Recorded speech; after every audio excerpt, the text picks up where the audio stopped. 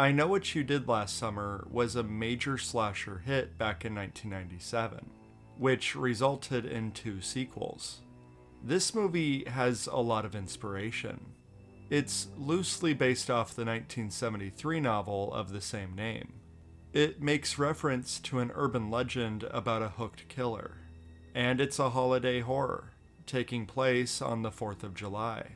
It has a fairly star-studded cast, with Jennifer Love Hewitt, Sarah Michelle Gellar, Ryan Phillippe, and Freddie Prinze Jr. So here's the premise. Last summer, a group of teenagers are celebrating the 4th of July in their small fishing town, right before they start their adult lives. But after a bit of underage drinking, they accidentally run over a man, and they foolishly decide to dump his body in the ocean and swear an oath to secrecy. But here's the problem. The man wasn't dead, and their crime shifts from a cover-up to actual murder. They all go their separate ways, and a year later, they start receiving threatening letters, claiming that somebody knows what they did last summer.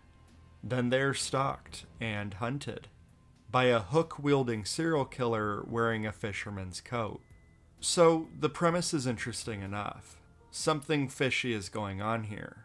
Somebody is killing off these teenagers, and someone we know is probably guilty, with a couple of red herrings to keep things interesting. It's usually credited alongside Scream for repopularizing the slasher genre in the 90s, and both movies were parodied in Scary Movie.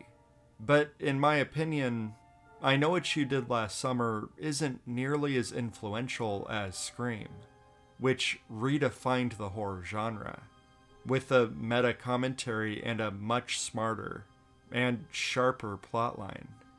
I Know What You Did Last Summer is certainly a mystery, but it's hardly groundbreaking.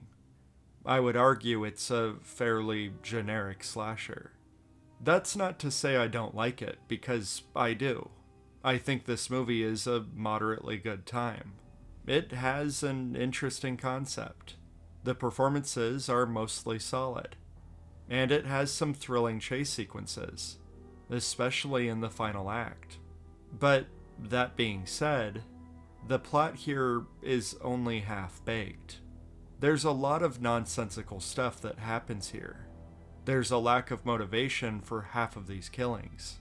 The killer seems to have this magical ability of teleportation, and magic, and hell, even time travel, despite being a normal guy.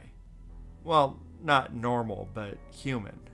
It's a movie that doesn't make a ton of sense, and it seems like not a ton of thought went into it. But it does tackle themes of guilt. It mostly takes itself seriously, and it's certainly entertaining.